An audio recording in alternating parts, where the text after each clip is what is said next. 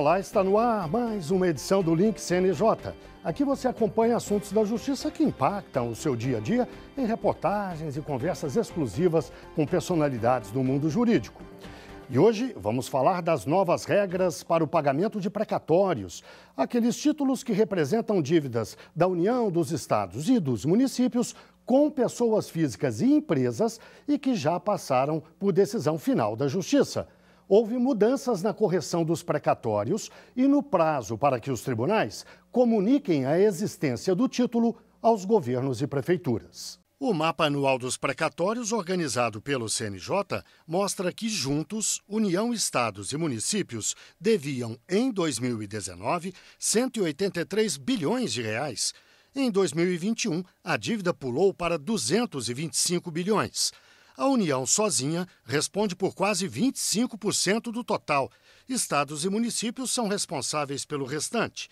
Os estados com mais precatórios são São Paulo, Rio Grande do Sul e Paraná. A Justiça Estadual responde pela maior parte das requisições de pagamento de precatórios. Em seguida, vem a Justiça Federal e a do Trabalho. O tamanho da dívida, na casa das centenas de bilhões, já indica a dificuldade e o ritmo dos pagamentos. Os credores, muitas vezes, trabalhadores de baixa renda, precisam esperar anos, às vezes décadas, para receber. Do ponto de vista do cidadão que se socorre da justiça, a sentença é quase que um mero detalhe. O que ele quer é receber o dinheiro que a ele é devido. A satisfação da pretensão dele, vai se dar quando ele receber o dinheiro, não é nem quando sai a sentença. Então, no mundo ideal, o que deveria haver é sempre o pagamento o mais rapidamente possível. No final do ano passado, o Congresso aprovou 2 emendas constitucionais para regular o assunto. Uma das emendas mudou a data limite para a inclusão dos precatórios nos orçamentos federais, estaduais e municipais. A data foi antecipada de 1º de julho de cada ano para 2 de abril. A outra emenda fixou um índice único de reajuste para os precatórios. Antes eram usados o IPCA, a TR e a Selic ou uma combinação de índices.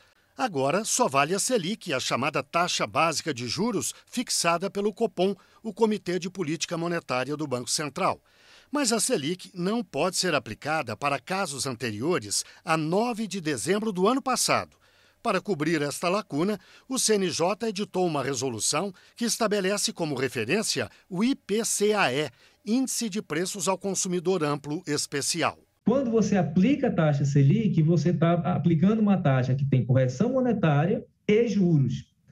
Ocorre que o Supremo já tinha decidido, e isso é uma súmula vinculante do Supremo, que entre a data da expedição do precatório, que agora passou a ser 2 de abril, até a data do efetivo pagamento, ou seja, de 2 de abril de um ano até a data em que ele for pago no ano seguinte, pode ser até o final do ano seguinte, não pode incidir juros.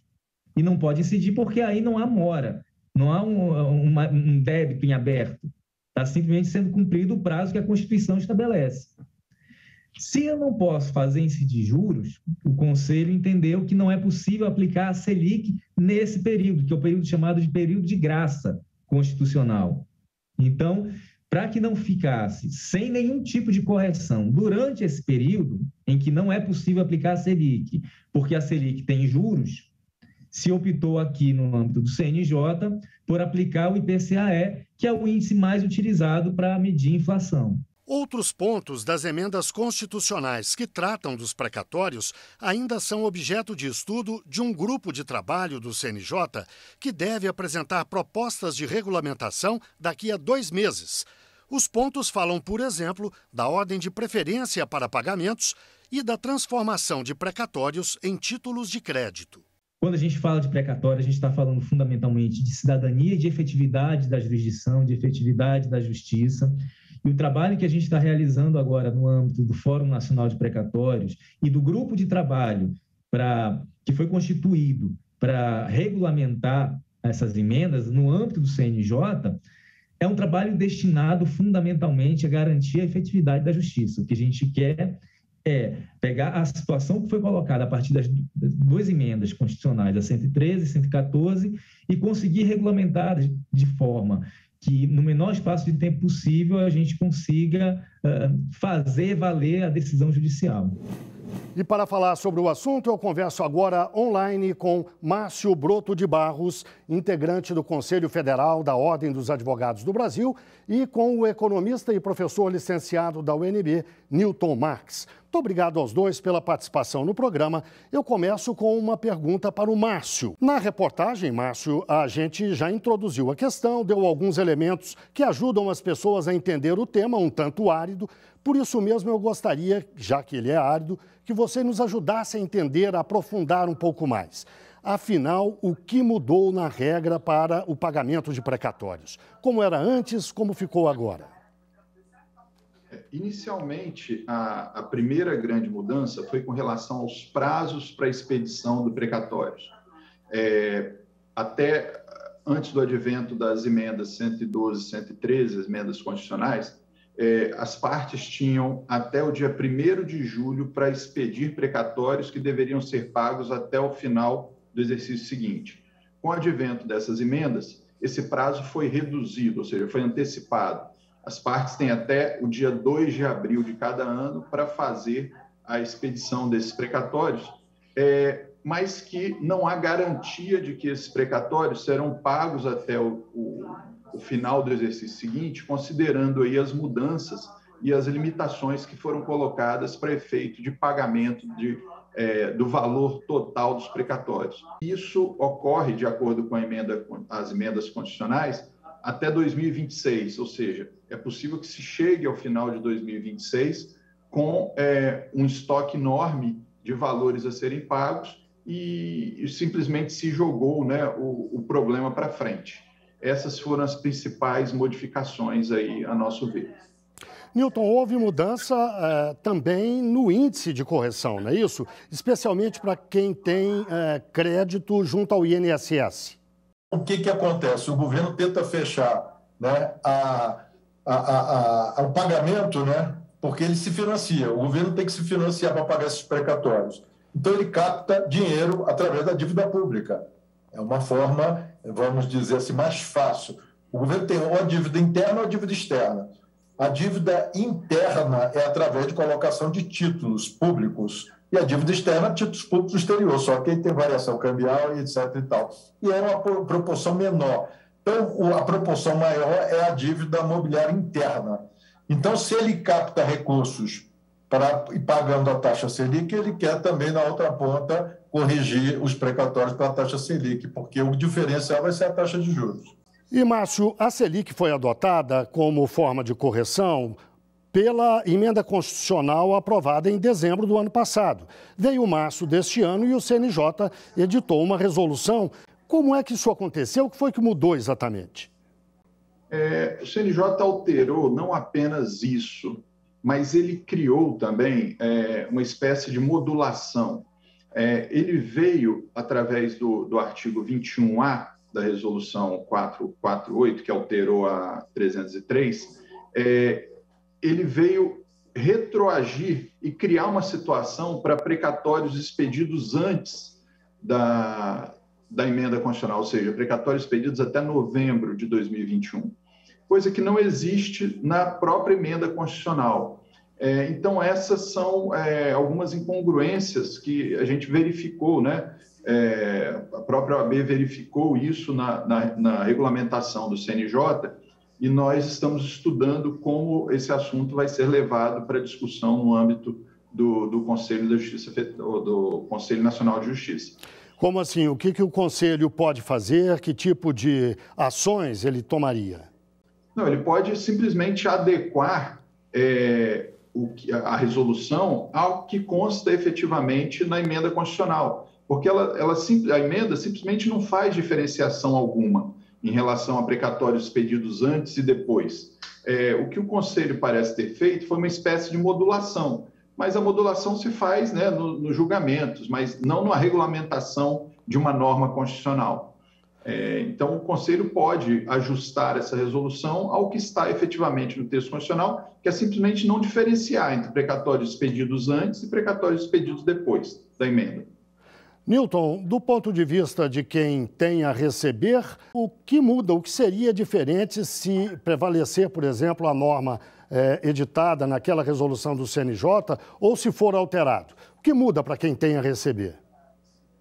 Bom, se as pessoas imaginarem que as instituições de imposto de renda também são corrigidas pela taxa Selic, tudo que está relacionado com o governo é corrigido pela taxa Selic, assim também como que as pessoas pagam para o governo federal, ele deve não criar nenhum tipo de dificuldade de entendimento, porque é quase que uma isonomia, né? O governo capta recursos para a taxa Selic e deve corrigido pela taxa Selic. Então, fica praticamente, vamos dizer assim, pacificado quando os credores do governo exigiam com que tivesse um tratamento similar ao que o governo cobra do devedor, né? Então, se você tem o credor também se beneficiando da mesma correção que o devedor, então, fora as multas, né? Então, isso, de certa forma, tranquiliza um pouco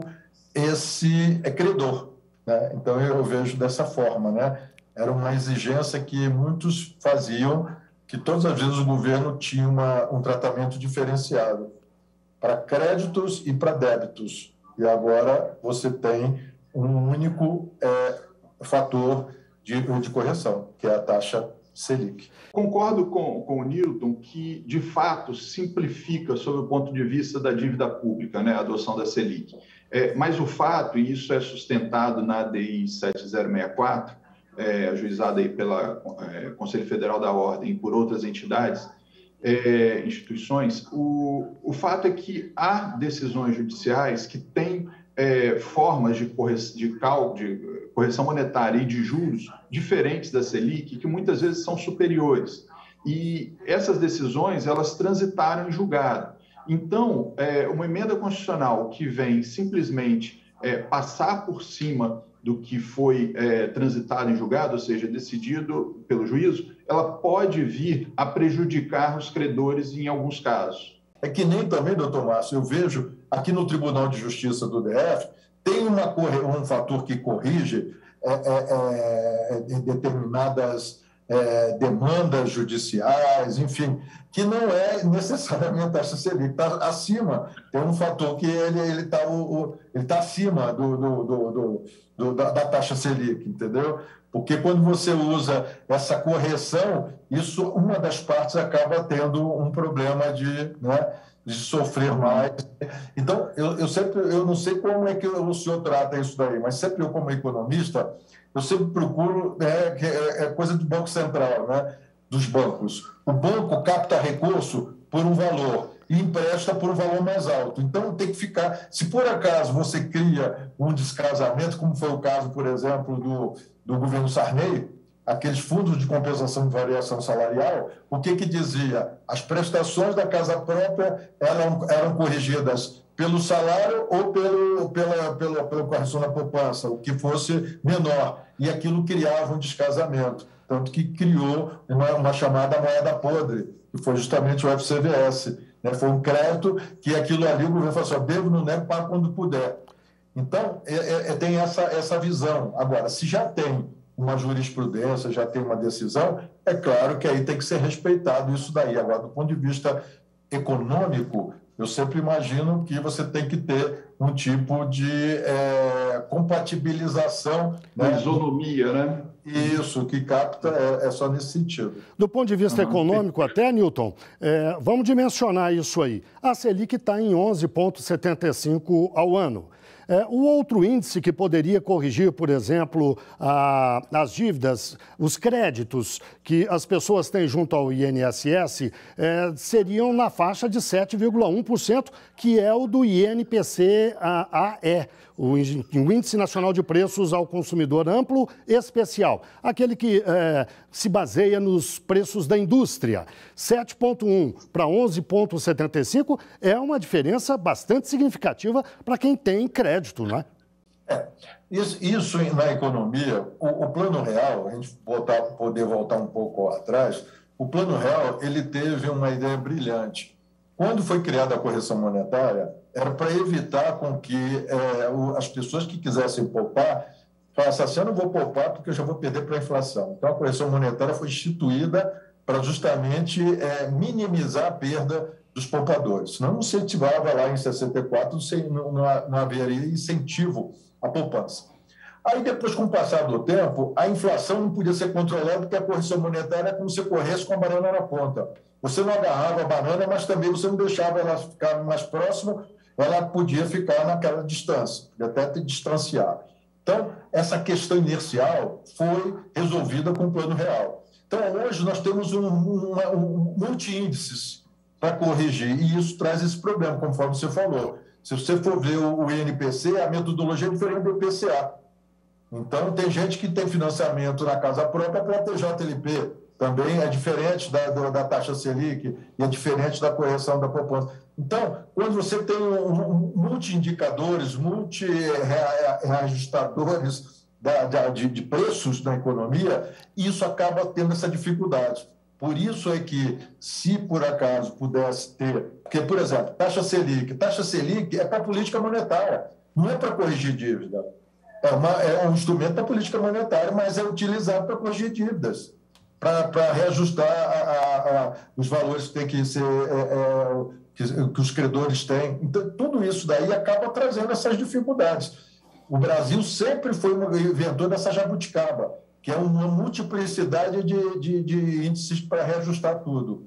E aí isso dificulta bastante, né, na economia, porque você sempre vai ver, conforme você falou, a INSS é a correção pelo MPC, e aí você tem uma taxa Selic que está quase o dobro, né, desse índice do MPC. O que seria mais importante, né, nisso tudo é o judiciário, inclusive, julgar logo a ADI 7064, de forma a trazer segurança jurídica, principalmente à luz das decisões pretéritas do Supremo, que consideraram parcelamentos de precatórios que não eram tão gravosos quanto as emendas constitucionais 112 e 113, porque, de fato, havia previsibilidade de pagamento.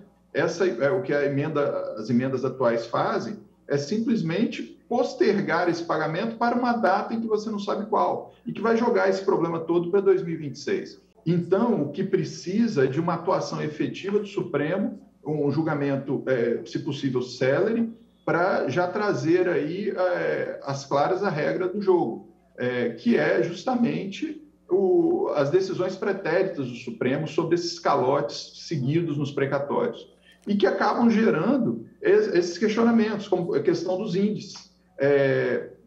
Essas emendas constitucionais seguidas, mexendo nessa sistemática de pagamentos precatórios, acabam influenciando a questão dos índices. Essa ADI a que você se referiu, a ação direta de inconstitucionalidade, foi impetrada por quem no Supremo e em que fase está? Pelo Conselho Federal da OAB e outras entidades, que são várias entidades, tá? Inclusive aí a Associação dos Magistrados Brasileiros.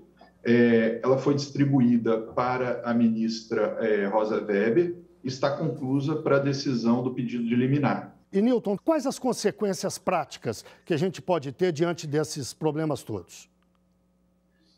Todas as vezes que a gente vê que tem dívidas elevadas, que o governo, né, tem dívidas elevadas, e se vai ser julgado no Supremo, por exemplo, há um alvoroço muito grande na economia, porque isso cria instabilidade. Os ambientes econômicos precisam de estabilidade. Instabilidade traz o quê?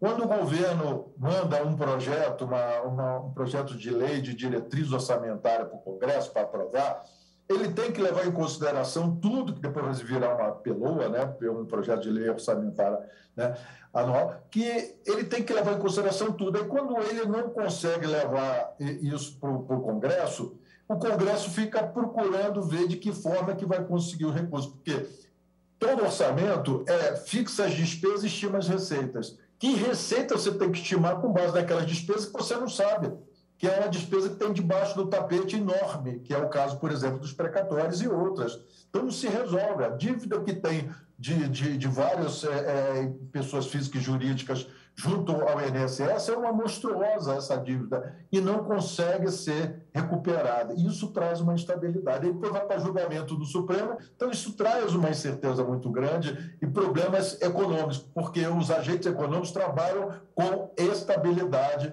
das notícias, das informações, e isso daí é muito ruim. Márcio, mesmo que o Supremo julgue imediatamente aquela ação direta de inconstitucionalidade a que você se referiu há pouco, mesmo que ele faça isso, essa talvez não seja a solução definitiva. Qual seria a solução definitiva para a questão dos precatórios no Brasil? Eu sei que essa é uma pergunta desafio, afinal, essa é uma questão que se desenrola aí há anos e anos, ou há décadas até. Então, qual seria a solução definitiva? A questão, né, dos precatórios é uma questão recorrente e o precatório ele não é uma causa, o precatório é a consequência. Consequência de quê, especificamente? Da prática pelos poderes públicos, os entes federados, de inconstitucionalidades e ilegalidades. Essas práticas reiteradas, né, e isso é um costume brasileiro, um hábito, elas acabam redundando em ações na justiça e que chegam ao seu final, geram ordens de pagamento, que são os precatórios.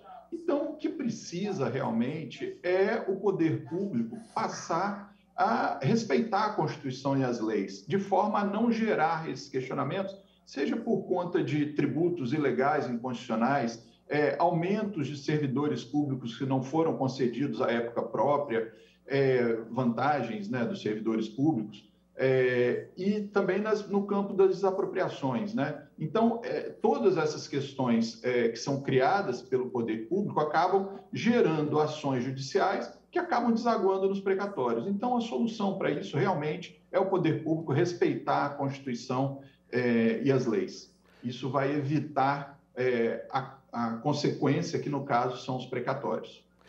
Bem, chegamos ao fim da nossa entrevista. Eu agradeço muito a participação de Márcio Broto de Barros, integrante do Conselho Federal da Ordem dos Advogados do Brasil, e a participação também do economista Newton Marques, professor licenciado da UNB, a Universidade de Brasília. Muito obrigado aos dois, então, pela participação na entrevista.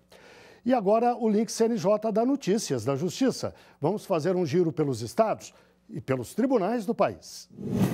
O programa Justiça 4.0 avança no Tribunal de Justiça do Mato Grosso.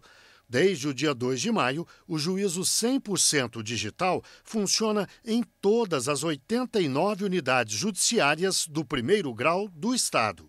Esse juízo digital melhora o acesso da população à justiça ao dar efetividade e agilidade aos serviços prestados.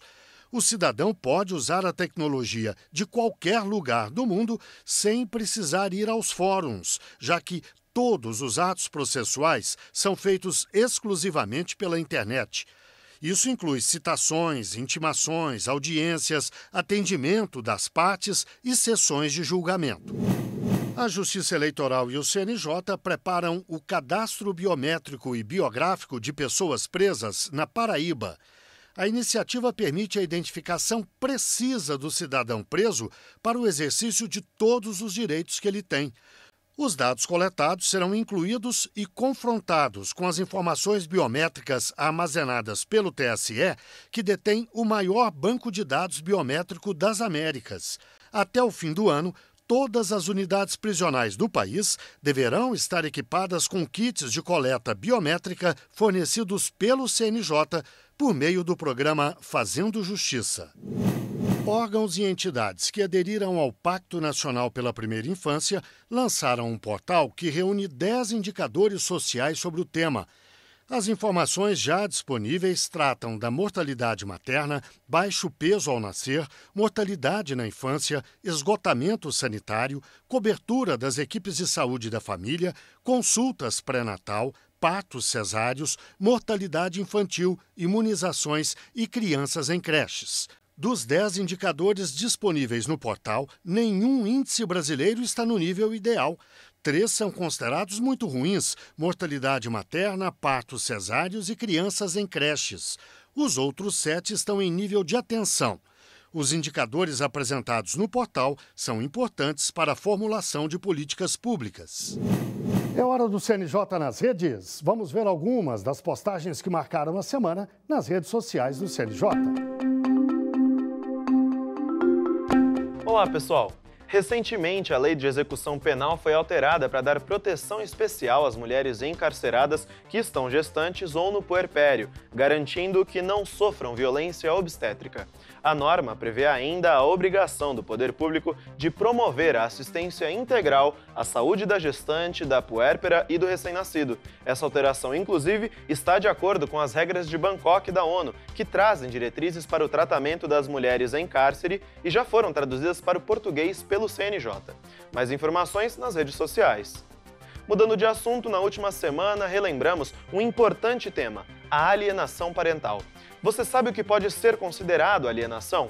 Segundo a legislação, é toda interferência na formação psicológica da criança ou do adolescente promovida ou induzida por um dos pais, pelos avós ou por qualquer adulto que tenha a criança ou adolescente sob autoridade, guarda ou vigilância. A Lei 12.318 de 2010 também destaca 7 formas de alienação parental e você pode conferir cada uma delas no Instagram do Conselho Nacional de Justiça. E para finalizar, você conhece as diferenças entre corrupção ativa e passiva? Em uma publicação nas redes sociais, esclarecemos cada um desses crimes. Basta o simples ato de oferecer vantagem indevida para caracterizar a corrupção ativa ou passiva. E a principal diferença entre as duas modalidades é que a corrupção passiva é um crime que só pode ser praticado por funcionário público, por exemplo. Mais detalhes no Facebook, Instagram e Twitter do CNJ. Por hoje é só. Até mais! Vamos ao quadro Uma História. Aquele momento em que um juiz ou uma juíza conta um caso que marcou a carreira dele ou dela. Confira a história de hoje. Eu sou o juiz Elisir Bueno Rodrigues, juiz auxiliar da presidência do Tribunal de Justiça de Rondônia. Atualmente respondo pelo setor de precatórios do tribunal. E tem uma história em relação aos precatórios interessante que me ocorreu e foi em data razoavelmente recente, de uma situação que foi o primeiro precatório que eu assinei como juiz de direito, como juiz substituto na realidade, em 1994. Então eu tinha recém passado num concurso, em 1994, tinha tomado posse e o primeiro precatório que eu assinei foi de uma desapropriação. Então aqui na região de Rondônia nós temos muitas questões agrárias, muitas de regularização fundiária, e esse era uma situação que tinha ocorrido, um processo que tinha tramitado, chegou para mim para assinar o precatório. O precatório como dívida do Estado para particular. E foi o primeiro que eu assinei, um valor que era significativo à época, e agora, por muita coincidência, nessa virada de ano 2021-2022, eu trabalhando no tribunal, depois de 28 anos de carreira, me chega o precatório para dar fim, exatamente o precatório que eu assinei como juiz substituto, que nós fizemos o pagamento agora na virada do ano, nós fizemos o pagamento. O credor desse precatório, infelizmente, já falecido, a sua esposa falecida, os herdeiros receberam esse valor, um valor até significativo depois desses anos todos. É lamentável essa demora do próprio credor não ter podido em vida usufruir. Os herdeiros vão usufruir disso, mas o ideal teria sido que o credor do precatório, a pessoa que foi desapropriada, que ela pudesse usufruir disso. Isso é infelicidade. É lamentável isso. Ainda bem que estamos pagando, demorou, mas se pagou, mas o ideal seria que nós tivéssemos a possibilidade da própria pessoa usufruir disso, da sua esposa usufruir disso. Então isso é uma infelicidade. O Brasil precisa alterar sua legislação, melhorar isso para que as pessoas tenham a possibilidade de receber do Estado essas dívidas com uma rapidez maior. Isso é bom como justiça social, não é só a justiça do Poder Judiciário, isso é bom como justiça social, das pessoas terem a satisfação das suas demandas contra o Estado em tempo menor. Seria ideal isso. Bem, chegamos ao fim de mais um Link CNJ. Muito obrigado a você que esteve com a gente até agora e até o próximo programa.